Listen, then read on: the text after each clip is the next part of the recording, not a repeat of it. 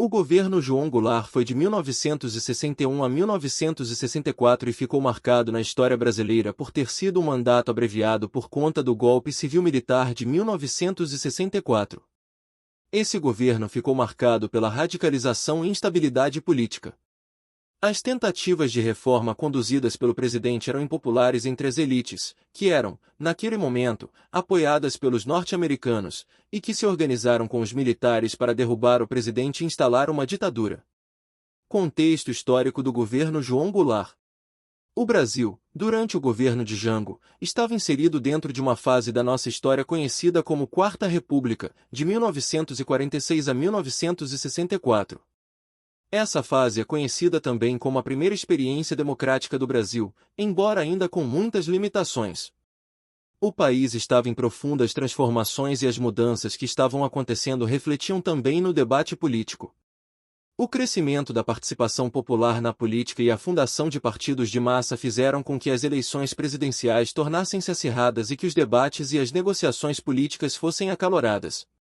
O engajamento popular encontrou, no Partido Trabalhista Brasileiro, um representante de seus interesses.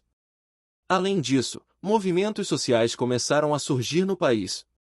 Os sindicatos multiplicaram-se e começaram a surgir movimentos de trabalhadores, de camponeses, de estudantes, etc. As camadas populares reivindicavam que a legislação trabalhista e os direitos sociais fossem aprofundados e reformas estruturais acontecessem. A disputa político-partidária era feroz e crises aconteceram ao longo desse período. O Partido Liberal Conservador chamado União Democrática Nacional, UDN, tentou impedir a posse de dois presidentes, Getúlio Vargas e Juscelino Kubitschek. Os militares também estavam engajados politicamente, e o racha entre direita e esquerda nas Forças Armadas, FFAs, era visível. Posse de João Goulart. Foi nesse contexto que João Goulart, chamado também de Jango, assumiu. Até agosto de 1961, ele era vice-presidente do Brasil, mas em 25 de agosto, o então presidente, Jânio Quadros, em uma tentativa de realizar um autogolpe, renunciou seu cargo. A Constituição de 1946 estipulava que Jango assumisse e foi aí que uma nova crise estourou e deu início à campanha da legalidade. Membros da UDN e parte das FFAs afirmaram que não aceitariam a posse de Jango.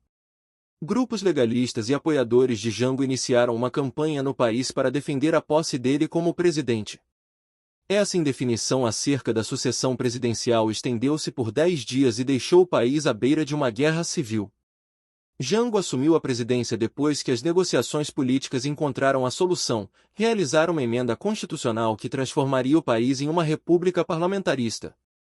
Assim, Jango assumiria, mas teria seus poderes reduzidos. Jango assumiu a presidência oficialmente em 7 de setembro de 1961. Jango na presidência. Podemos dizer que o governo de Jango esteve dividido em duas fases, uma parlamentarista e outra presidencialista. A presidencialista estendeu-se de setembro de 1961 a janeiro de 1963, de janeiro de 1963 a abril de 1964, foi a fase presidencialista. Fase parlamentarista. O governo parlamentarista de Jango durou cerca de 14 meses e teve fim com um plebiscito em que a população decidiu pelo retorno do presidencialismo. O parlamentarismo tirava uma série de atribuições políticas do presidente, com isso, Jango não teve muitas possibilidades de manobras políticas. Nessa fase, foram montados 3 gabinetes que evidenciam o grau de instabilidade política que se encontrava no Brasil. Os 3 primeiros ministros foram Tancredo Neves, Brochado da Rocha e Hermes de Lima. Nessa fase, Jango teve uma noção dos problemas que o país enfrentava. O país tinha uma alta dívida externa e o prazo para o seu pagamento era curto. O país enfrentava problemas graves em áreas como a questão da terra e a educação. Os movimentos de camponeses e estudantis estavam cada vez mais inflamados. Os primeiros exigiam a realização de reforma agrária no país, enquanto que os segundos queriam a ampliação e a melhora do ensino superior do país.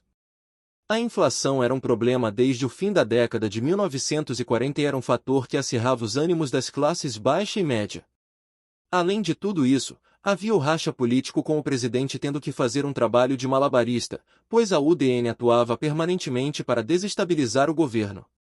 Na economia, o governo aprovou uma lei que chamava Lei de Remessas de Lucros em 1962. Essa lei impedia que multinacionais enviassem mais de 10% de seus lucros para fora do país. Essa lei transitava no legislativo brasileiro desde a década de 1950 e sua aprovação desagradou conservadores e grupos ligados a interesses estrangeiros no país.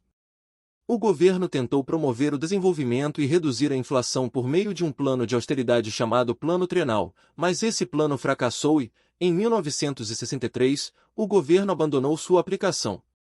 Na política externa, o país continuou a exercer uma política externa independente, sem sujeitar-se a interesses de norte-americanos nem de soviéticos.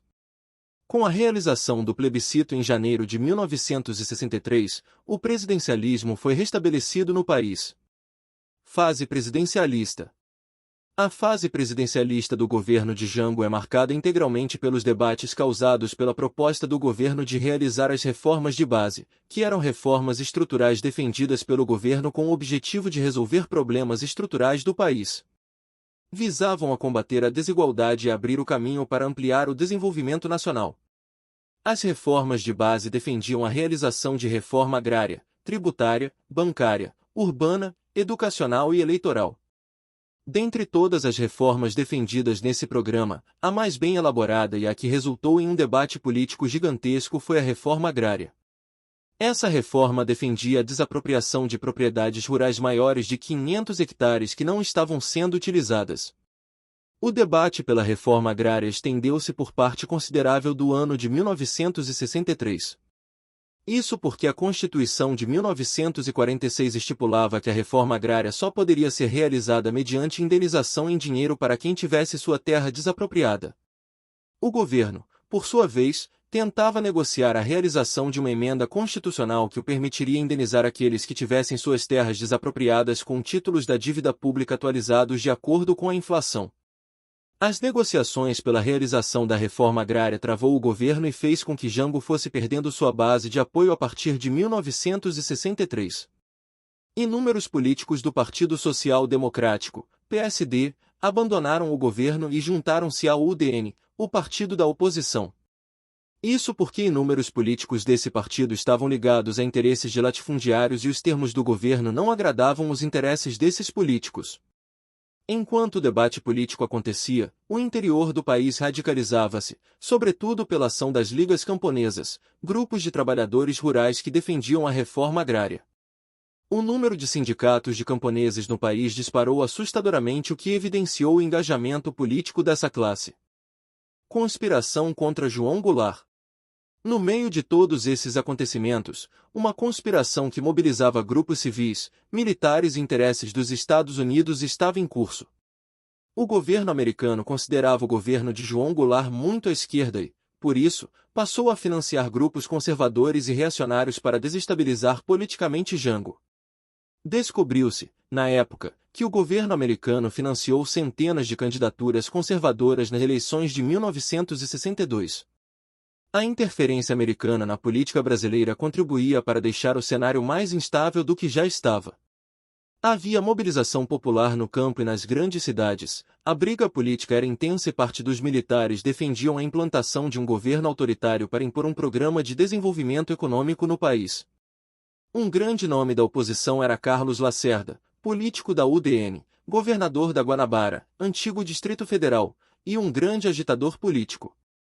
No lado da esquerda, estava Leonel Brizola, cunhado de Jango e um trabalhista ardoroso, que defendia a implantação das reformas de base de maneira inflexível. A ação dos dois contribuía para acirrar mais ainda os ânimos no país. Na época, surgiram dois grupos que tiveram papel relevante na desestabilização do governo, o IBAD e o IPES. O IBAD, Instituto Brasileiro de Ação Democrática, foi o grupo envolvido no financiamento de candidaturas conservadoras na eleição de 1962, e o IPES foi um instituto que mobilizou grupos do grande empresariado brasileiro que se uniram para derrubar Jango. O IPES, Instituto de Pesquisa e Estudos Sociais, começou a produzir conteúdo difundindo a ideia da ameaça comunista no Brasil. O IPES também atuava no financiamento de grupos de oposição ao governo e atuou diretamente na formação de um governo autoritário que seria implantado depois que Jango fosse derrubado. A tese da ameaça comunista já foi desmitificada pelos historiadores atualmente, sobretudo pela constatação de que Jango era ideologicamente vinculado ao trabalhismo. Nesse turbilhão de acontecimentos, Jango, claramente, começou a enfraquecer-se na posição de presidente. Em setembro de 1963, militares rebelaram-se e realizaram a Rebelião dos Sargentos, que contou com 600 militares que invadiram e tomaram alguns prédios governamentais. Em outubro de 1963, João Goulart decretou o estado de sítio no país em resposta a uma declaração de Carlos Lacerda. O primeiro acontecimento mostrou que conquistar Brasília era extremamente fácil, e o segundo acontecimento mostrou que o presidente estava perdido. O decreto do estado de sítio conseguiu desagradar esquerdistas e direitistas e foi retirada dias depois. Golpe de 1964. Em 1964, a situação do país continuava tensa. Os grupos que conspiravam contra Jango tinham uma estratégia de derrubada do governo avançada. E Jango, vendo-se politicamente atado e sem conseguir realizar suas reformas, resolveu guinar seu governo à esquerda, em 13 de março de 1964, no conhecido Discurso da Central do Brasil. Nesse discurso, Jango reafirmou publicamente seu compromisso de realizar, a todo custo, as reformas de base. A resposta conservadora não tardou e, em 19 de março, 500.000 de pessoas mobilizadas por grupos direitistas realizaram a Marcha da Família com Deus pela Liberdade. Nessa marcha, houve inúmeros pedidos de tomada do poder pelos militares. Na virada de 31 de março para 1º de abril de 1964, um levante militar iniciou-se em Juiz de Fora. Esses militares marcharam para o Rio de Janeiro, tomaram a cidade e nenhum tipo de resistência governamental aconteceu. Jango foi instado a resistir, mas negou-se para evitar uma guerra civil. Em 2 de abril de 1964, o golpe foi completado quando Auro de Moura, presidente do Senado, decretou vaga à presidência do Brasil. Dias depois, foi decretado o Ato Institucional número 1 e Humberto Castelo Branco assumiu a presidência dando início a 21 anos de ditadura no Brasil.